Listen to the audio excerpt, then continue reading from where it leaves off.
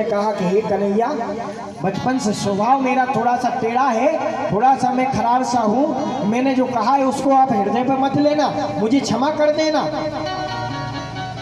ऐसे कहा। और कहकर के दुर्योधन बोला, प्रभु ये छोटी मोटी राजनीति की बातें हैं, बाद में देखेंगे, बाद में करेंगे। अभी मेरी माता ने आपके लिए 56 प्रकार के व्यंजन बनाए हैं, 56 भोग बनाया है, चल के भोजन कीजिए, इसके बाद ही अपन राजनीति की बात करेंगे। भगवान ने अपने पेट पे हाथ घुमा करके कहा, अरे भैया दुर्योधन, देखो भोजन जो है 2 परिस्थितियों में किया जाता है, ध्यान देना।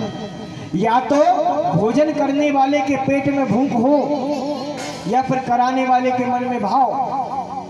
लेकिन ना तो दुर्योधन मेरे पेट में भूख है, ना तुम्हारे मन में भाव। बनवाए तुमने भोग 56 प्रकार के व्यंजन, लेकिन उसमें भाव नहीं है। और भैया मुझे तुम्हारे भोजन से कोई मतलब नहीं है, आज तो विदुर काका के घर मेरा निमंत्रण है।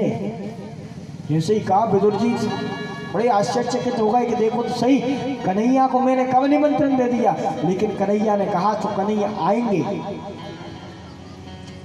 आज विदुर जी इस प्रकार से मन में विचार करके विदुर जी ने सोचा कि मेरे घर में तो अन्न का दाना नहीं है, तो बाजार चले गए, बाजार में सामान खरीदने लगे, पकवान खरीदने लगे।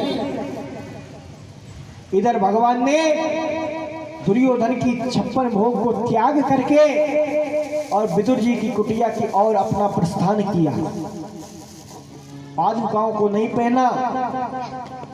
देखिए महाराज, जैसे हम भगवान के मंदिर जाते हैं, चप्पल जूताओं को, चरण दासों को दूर उतार दिया जाता है, ऐसे ही परमात्मा जब जब भक्त से मिलने आते हैं तो चरण दास पहन के नहीं जाते।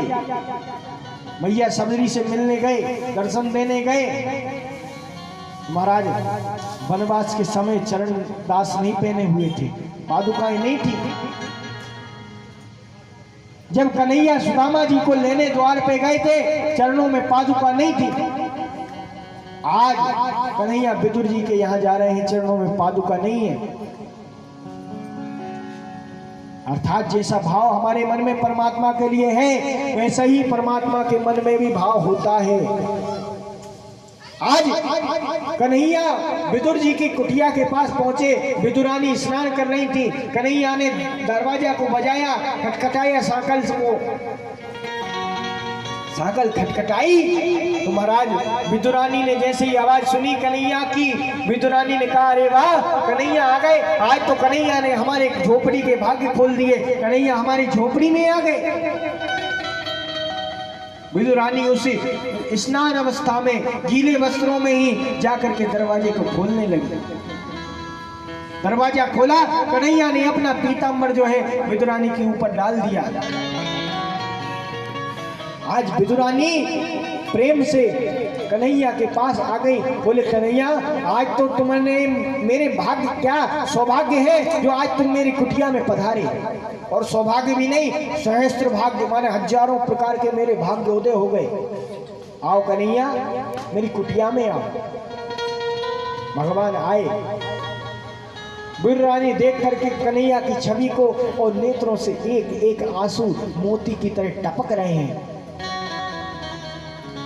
विदुरानी आज भगवान की छवि को देख करके फूली नहीं समा रही है। विश्वास नहीं हो रहा अपने मन को कि आज स्वयं कन्हैया जो इस संसार को बनाते हैं, इस संसार को चलाते हैं, मेरी आंखों के सामने खड़े हैं। भगवान ने कहा, अरे काकी जी क्या देख करके रोती रहोगी या बिठा लोगी भी? अरे कन्हैया अभी तक तुम बैठे नहीं। सो एक लकड़ी का पाटा उठाया, ले जा करके एक कोने में रख दिया। बोले कन्हैया यहाँ बैठो। कन्हैया जैसे उस पाटे पे बैठने लगे, उस पाटे को हटा लिया। बोले कन्हैया ये जगह अच्छी नहीं है, दूसरे कोने में रख लिया। बोले वहां बैठो। वहां कन्हैया बैठने लगे, फिर उस पाटे को हटाया। बोले नहीं नहीं यहाँ भी अच्छी जगह नहीं है। बोले यहाँ बैठो। यहाँ बैठने लगे, फिर हटाया। बोले कन्हैया ये भी अच्छी जगह नहीं है। यहाँ सारे घर में घुमा दिया, कन्हैया को कहीं नहीं बिठाया। अंत में उस पाटे को लेकर के आई और बीच आंगन में उल्टा बिछा दिया। बोले कन्हैया यहाँ बैठो। कन्हैया ने ये नहीं देखा कि पाटा उल्टा है या सीधा। कन्हैया आकर उस उल्टे पाटे पर बैठ गए, केवल भक्त के भाव के कारण। बोले काकी जी, आज तो बड़ी लंबी यात्रा हो गई द्वारिका से हस्तिनापुर की। आज तो पेट में कोई आधार भी नहीं है, अन्न का दाना नहीं खाया। आज तो मैं आपके घर का भोजन करूंगा। विदुरानी की आत्मा गदगद हो गई कि देखो तो सही कन्हैया आज हमारे यहाँ भोग लगाएंगे। विदुरानी की आत्मा गदगद हो गई और विदुरानी रोने लगी। बोले कन्हैया, हमारे घर में जब से तुम्हारे काका ने मंत्री पद को छोड़ा है तब से हमारे घर में अन्न का एक दाना नहीं है। हम तो कदली वन में रहते हैं, केला खा करके और जीवन यापन करते हैं। महाराज जैसे ही केले की बात कही, कन्हैया बोले अरे काकी जी, जो तुम खाती हो वो मुझे खिलाओ, मैं तो केला खाकर भी अपना पेट भर लूंगा। दौड़ी दौड़ी विदुरानी गई और टोकरी में केले भर करके ले आई। कन्हैया उस उल्टे पाटे पे बैठे हैं। अब विदुरानी क्या करती हैं, एक एक केले को छीले और महाराज फल को उठा करके दूर फेंक दे, छिलके को दे देती है। कन्हैया ये नहीं देख रहे हैं कि फल है या छिलका है। कन्हैया उस छिलके को खाने में लग गए।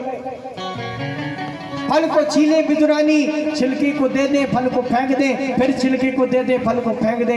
महाराज भगवान उस छिलके को खा रहे, वो बीच में कह रहे अरे काकी जी, ये तो बड़ा मीठा है, ये तो शक्कर से मीठा है, गन्ने से मीठा है। कन्हैया बार बार उस छिलके की तारीफ कर रहे हैं। आंख बंद है, ये नहीं देख रहे फल है या पकवान है या मेवा है या मिष्ठान है, बस उसको खाते जा रहे हैं। तकरीबन महाराज 35 से 40 छिलके भगवान खा गए।